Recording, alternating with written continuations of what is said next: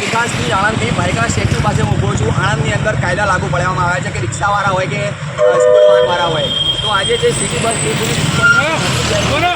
પર કોઈ પણ કાયદો લાગુ નથી પડતો। આપ જોઈ રહ્યા છો કાયદો નથી લાગુ પડતું, પેસેન્જરો બેહાડેલા છે અંદર, તો સિટી બસને કાયદો નથી લાગુ પડતું, તો માત્ર ખાલી રિક્ષા અને ટેક્સી સ્ટેન્ડ જે સ્કૂલ વાનવાળા હોય એમની ઉપર જ લાગુ પડે છે। તો ખરેખરમાં આ કાયદો જોઈને પી ગયો, શું અધિકારીઓ એમના વ્યવહાર હાલતા હશે, જે પોલીસ પ્રશાસન વ્યવહાર લેતા હશે, કે આપ સબ જોઈ રહ્યા છો। સેફ્ટીના સાધનો ક્યાં છે? સેફ્ટીના સાધનો મિત્ર તો અગ્નિશામક જોઈએ, કોઈ પણ જાતની વ્યવસ્થા નથી। આગળ બેસાડ્યા સિટીની વડતાલ, તો ખરેખરમાં સિટી બસ કરતી હોય તો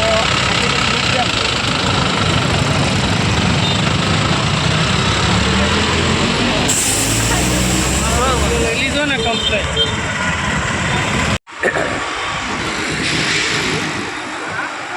જી નમસ્કાર, હું કિરણ કુમાર સોલંકી। અત્યારે સરકારને જે કાયદો દેખાય છે સ્કૂલ બસ સ્કૂલ વાનવાળાઓને રિક્ષાવાળાઓને જે હેરાન કરવામાં આવી રહ્યા છે, પણ આપ જોઈ રહ્યા છો અત્યારે જે સિટી બસ આ વિશ્વની સિટી બસ છે એ કેટલી બધી ભરાઈને જઈ રહી છે, આપ જોઈ રહ્યા છો। અત્યારે આપની સમક્ષ અમને બતાવીએ છીએ। આ બાબતે શું સરકારને દેખાતું નથી? આણંદ જિલ્લા જે પોલીસ તંત્ર છે એ લોકોને દેખાતું નથી? આપ જોઈ રહ્યા છો કેટલા બધા લોકો અંદર ભરેલા છે, આપ જોઈ રહ્યા છો। આ લોકોની ટિકિટ પણ લેવામાં આવતી નથી અંદર, તમે જુઓ અહીં કોઈ સેફ્ટીના સાધનો પણ દેખાતા નથી, છતાં આ સરકારને માત્ર રિક્ષાવાળા અને વાનવાળાઓ જ દેખાય છે। એટલે સરકારની આ ડબલ જે નીતિ છે, ડબલ ટોળકીવાળી નીતિ, એ બંધ કરવી જોઈએ સરકારને। આપે જોયું અત્યારે લાઈવ જોયું આપે, અને અત્યારે જે આ સ્કૂલોની અંદર વાલીઓને પણ બહુ જ તકલીફ પડી રહી છે એ લોકોના બાળકોને લઈને આવવા માટે। એટલે વહેલામાં વહેલી તકે આ જે સ્કૂલ વાન અને સ્કૂલ રિક્ષાવાળાઓનો પ્રશ્ન હલ કરવામાં એવી સરકારને મારી ગુજારિશ છે। જય ભીમ, નમો તાઈ। કિરણભાઈ એક સવાલ તમને હું પૂછીશ કે આ ટ્રાફિક પોલીસ હોય કે જિલ્લા ટ્રાફિક પોલીસ હોય, જો નાના રિક્ષાવાળા કે સ્કૂલ વાનવાળાને હેરાન કરતા હોય તો આ સિટી બસને કેમ મેમોને કેમ રિટર્ન નથી કરતા?